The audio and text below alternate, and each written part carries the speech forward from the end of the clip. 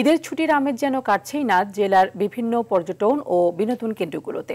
লম্বা ছুটি থাকায় অনেকেই পরিবার পরিজন নিয়ে পছন্দের জায়গাগুলো ভ্রমণ করছেন। এতে দীর্ঘদিনের খরা কাটিয়ে সুদিন ফিরছে দেশের পর্যটন ব্যবসায়। বিভিন্ন জেলার বিনোদন কেন্দ্রগুলো নিয়ে বিস্তারিত থাকছে আব্দুল হামিদের প্রতিবেদনে। ঈদ উল ফিতর উপলক্ষে ময়মনসিংহের ভালুকার গ্রিন অরণ্য পার্ক সেজেছে ভিন্ন রূপে। মনোমুগ্ধকর পরিবেশের কারণে জেলার বিনোদন প্রেমীদের কাছে বেশ জনপ্রিয়তা পেয়েছে পার্কটি। স্বল্প টাকার মধ্যে এটা ফ্যামিলি নিয়ে ঘোরার জন্য অত্যন্ত মনোরম একটি পার্ক। বড় জায়গা, তো একটা ফ্যামিলি আর ফ্রেন্ডস নিয়ে আসার মধ্যে যথেষ্ট ভালো। ঈদের ছুটিতে সিলেটের পর্যটন স্পটগুলোতে ভ্রমণ পিপাসুদের আনাগোনা বেড়েছে। জাফলংয়ের সাদা পাথর, বিছানাকান্দি, মায়াবী ঝর্ণা সহ জেলার অন্যান্য স্পটে ঈদ আনন্দ উপভোগ করছে পর্যটকরা। মায়াবী ঝর্ণা যেটা ওখানে অনেক ভালো লাগছে, আবার রাতারগুলি গিয়েছিলাম, ওটা অনেক সুন্দর। এটা আমাদের দেশের পর্যটনের একটা খুবই সুন্দর একটা দৃশ্য।